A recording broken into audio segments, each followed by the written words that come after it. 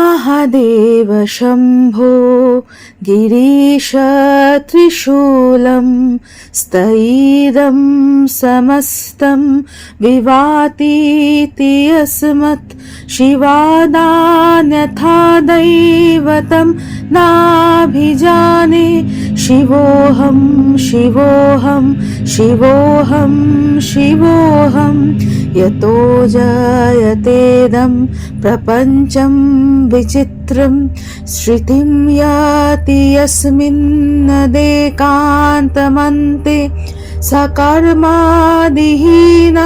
स्वयं ज्योतिरात्मा शिवोऽहं शिवोऽहं शिवोऽहं शिवोऽहं महादेव शम्भो गिरीश त्रिशूलं स्थैर्यं समस्तं विवातीति अस्मत् शिवादान्यथा दैवतं नाभिजाने शिवोऽहं शिवोऽहं शिवोऽहं शिवोऽहं यतो जायतेदं प्रपञ्चं विचित्रं श्रुतिं याति यस्मिन्नदेकान्तमन्ते सकर्मादिहीना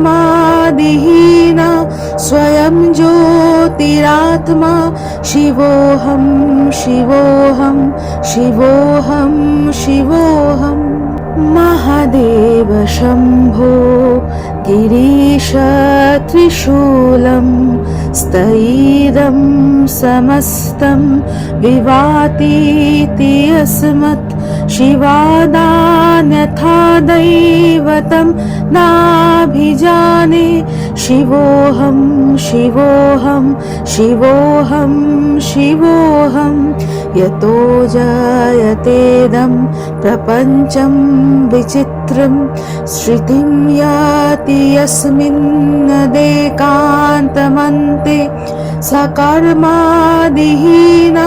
स्वयं ज्योतिरात्मा शिवोऽहं शिवोऽहं शिवोऽहं शिवोऽहं महादेव शम्भो गिरीश त्रिशूलं स्थैर्यं समस्तं विवातीति अस्मत् शिवादान्यथा दैवतं नाभिजाने शिवोऽहं शिवोऽहं शिवोऽहं शिवोऽहं यतो जायतेदं प्रपञ्चं विचित्रं श्रुतिं याति यस्मिन्नदेकान्तमन्ते सकर्मादिहीना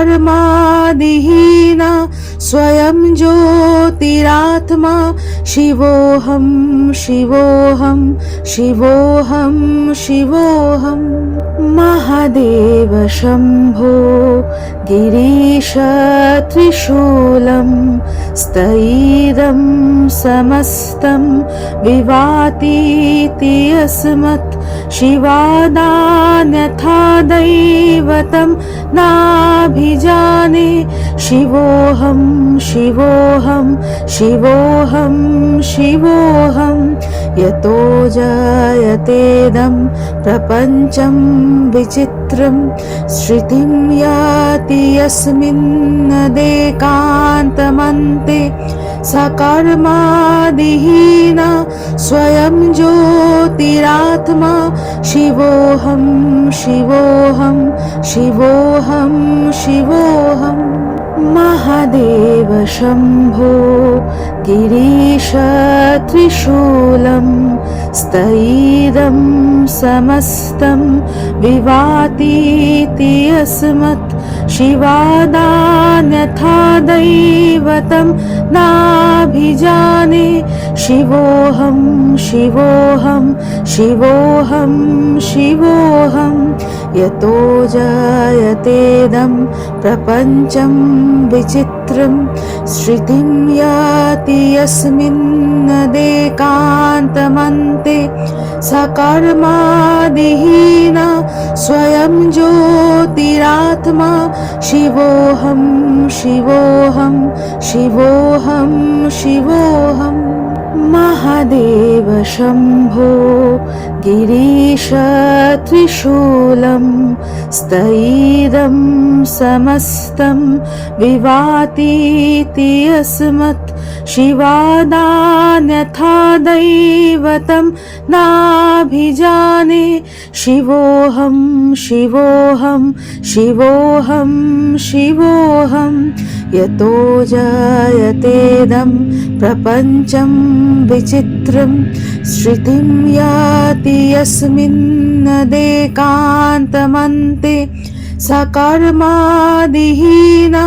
स्वयं ज्योतिरात्मा शिवोऽहं शिवोऽहं शिवोऽहं शिवोऽहं महादेव शम्भो गिरीश त्रिशूलं स्थैर्यं समस्तं विवातीति अस्मत् शिवादान्यथा दैवतं नाभिजाने शिवोऽहं शिवोऽहं शिवोऽहं शिवोऽहं यतो जायतेदं प्रपञ्चं विचित्रं श्रुतिं याति यस्मिन्नदेकान्तमन्ते सकर्मादिहीन स्वयं ज्योतिरात्मा शिवोऽहं शिवोऽहं शिवोऽहं शिवोऽहं महादेव शम्भो गिरीश त्रिशूलं स्थैर्यं समस्तं विवातीति अस्मत् शिवादान्यथा दैवतं नाभिजाने शिवोऽहं शिवोऽहं शिवोऽहं शिवोऽहं यतो जायतेदं प्रपञ्चं विचित्रं श्रुतिं याति यस्मिन्नदेकान्तमन्ते सकर्मादिहीन स्वयं ज्योतिरात्मा शिवोऽहं शिवोऽहं शिवोऽहं शिवोऽहम्। अब चलिए इस दिव्य मंत्र के गहरे अर्थ को समझते हैं। यह सिर्फ एक स्तुति नहीं बल्कि एक ज्ञान है जो हमें बताता है कि शिव का स्वरूप क्या है और उनमें पूरे ब्रह्मांड का अस्तित्व कैसे समाया हुआ है। हे महादेव शंभु, हे त्रिशूलधारी गिरीश, संपूर्ण ब्रह्मांड तुम्हारे ही अस्तित्व में चमकता है। इसलिए मैं शिव को छोड़कर किसी अन्य देवता को नहीं मानता। मैं शिव हूँ, मैं शिव हूँ, मैं शिव हूँ। मैं वास्तव में वह शिव हूँ जो स्वयं प्रकाशमान चेतना है, जो कर्म के किसी भी प्रभाव से रहित है, जिससे अद्वितीय ब्रह्मांड उत्पन्न हुआ, जिसे वह संरक्षित करता है और जिसमें यह अंततः विलीन होता है। मैं वही शिव हूँ, शिव हूँ, शिव हूँ। Now let us understand the deeper meaning of this divine mantra. It is not just a praise but a profound wisdom that reveals who Shiva truly is and how the entire universe resides within him. O Mahadeva, Shambhu, O Girisha, who wields the trident, the whole cosmos gleams because its existence resides solely in you. Therefore I acknowledge no deity but Shiva. I am Shiva, I am Shiva, I am Shiva. I am truly Shiva, the self-effulgent consciousness devoid of any karma, from whom the remarkable universe originated, by whom it is preserved, and in whom it ultimately merges. I am that Shiva, I am that Shiva, I am that Shiva.